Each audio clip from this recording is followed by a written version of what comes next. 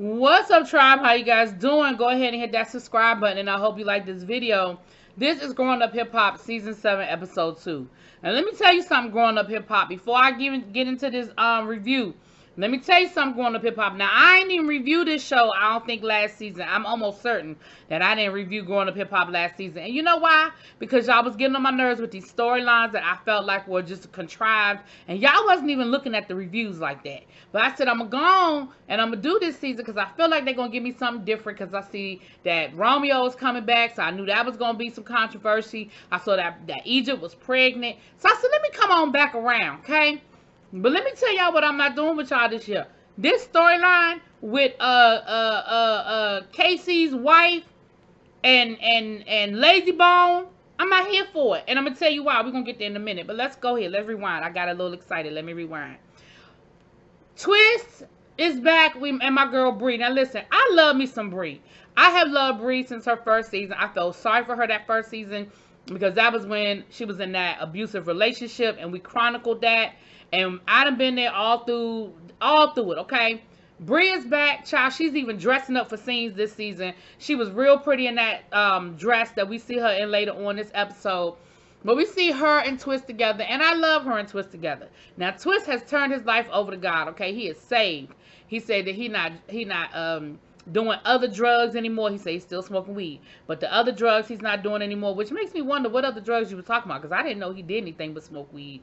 I think he is limiting his alcohol. I ain't saying he's zero, but I think he's limiting his alcohol. But he said he gave his life over to God, and I'm here for it. Like, I like Twixt. I have always liked Twixt. Child, he even took them gold teeth out of his mouth. We see his teeth. I said, go ahead, Twixt. So Bree is dead, and we found out, though, unfortunately, we found out that he did cheat on his girlfriend, and so they broke up. And so he misses her because he loves her, but he said it's taking her too long to come back. And Bree told him, girl, Bree said she not coming back. She been gone a long time. She's probably not coming back. Like, I don't quite know how to tell you that, but she's not. She's not coming back. But of course they're funny together. You know, they're real cute together, whatever. Then we see Sam talking to Tyran, basically telling Tyran that he needs to talk to his father and talk to his father about the fact that he's good for Egypt and he feel disrespected and he don't appreciate that Tretch that Tretch came at him the way he came at him, and he's been good to Egypt. You know, I bought a house and I did this and I did that. Sir, my only problem with Tretch is that he should have said that 4 years ago. I feel like, because the one thing Tretch said to Sam is, she would follow you off of a cliff.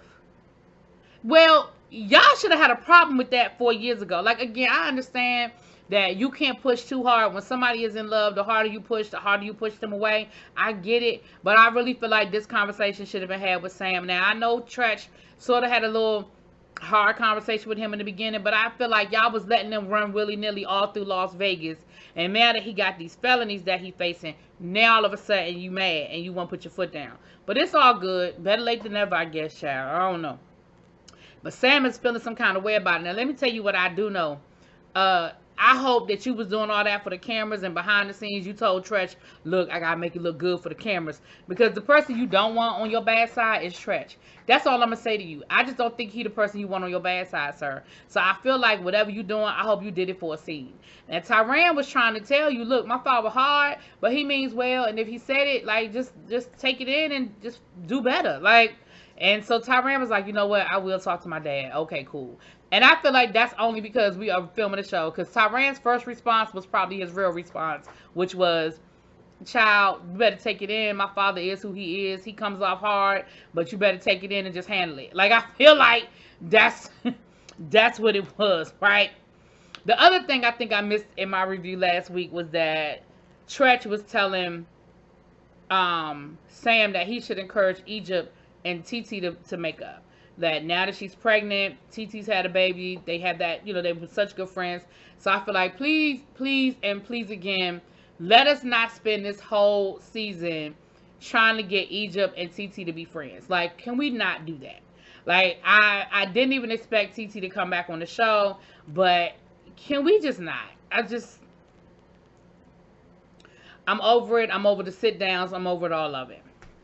So, then we see, what's her name? Is it Brianna? Not, it's Devin and Sequoia. I don't know where I got Brianna from, child. Devin and Sequoia in the studio working on a song. Sequoia is telling Devin that something is up with her mom, that, her mom been acting funny, that she think that the mom might be messing around with Lazy. Lazy is her mentor. She don't appreciate it. Why would her mother do that? Her mom and dad are technically still married. She was like, I want my mom happy, but I also want her to be honest with me. Me and her have always been really close. Why is she not telling me what's going on now? Like, what is that about? Child. So, then we see where her mom ends up having lunch with Tretch and his wife. Child, come to find out, she gonna say that her and Lazy Bone been dating for the last 2 years. Girl, dating where? Like, and Tretch and them were like, so you ain't told your daughter? Like, she was like, well, no, I just don't, I'm not ready for it. I don't know if she ready to hit. Like, they were like, girl, like, everybody knows. Like, all of us know that the two of y'all been messing with each other. First of all, how have you been keeping it a secret from her? And why are you keeping it a secret from her? And so she was like, I know I do need to tell her, but I just want to make sure that it's right. And I don't want to, I just want to. I was like, girl, what are you talking about? Like, you need to tell her. Like, that don't even make no sense. I don't know. It just, this whole thing is just coming off really weird to me, because Lazy is having a pool party on the beach, probably at somebody's good Airbnb, child. Because if y'all think that I believe that Lazy Bone live on a house on the beach, child, I got a bridge in Brooklyn to tell you. But we found, they tell her that, Egypt is pregnant and all of that. So then later on, we see her and Lazy Bone getting ready for this party. And they act like they're awkward around each other. Like, there is no chemistry there. Like, they act like two little kids that was finally left alone in the basement at their mama house. Oh, you want to touch me? Okay, I'll touch you. Oh, you want to kiss me? Okay, I'll kiss you. It was very awkward. Am I the only one that feels that way? Because I feel like it was weird. It was very forced. And I ain't understand it. So then we see Tretch meeting up with Egypt as she's preparing, practicing, rehearsing for the tour. And he's basically telling her, girl, I don't know, you better get it together. Like, you need to go on and get it together. I don't know how long you're going to be able to tour, because, you're pregnant. It's going to be hard, but you got a baby to worry about now. So you and Sam need to figure it out, whatever. So we get to the pool party, and everybody's starting to show up. Easy Eric is the first one there. And when him and his wife get there, of course, they witness Lazy and Tiny on the couch flirting and all of that, right? That's, oh, we walked in on them flirting. Oh, now Tiny's thing is, listen, I'm just trying to be happy, okay? Been there, done that. I dealt with my ex-husband, or soon-to-be ex-husband. I dealt with addiction. I dealt with, other women, like, but, I dealt with all of that, and now I just wanted to be easy. And I'm thinking to myself, didn't Lazy Bone have a situation where he was having some substance abuse issues? Girl, really? That's what we... Huh? Anyway, so we have Vanessa riding to the party with Cree.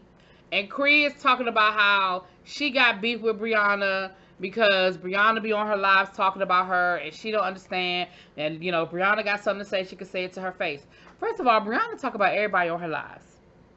And I'm not saying that makes it okay. I'm just saying that's what she does. So for you to take it personal that she said something about you when she has said something about everybody on that damn show, because that's just who Brianna is, then I don't understand. Like, girl, like, stop tripping. Let it go.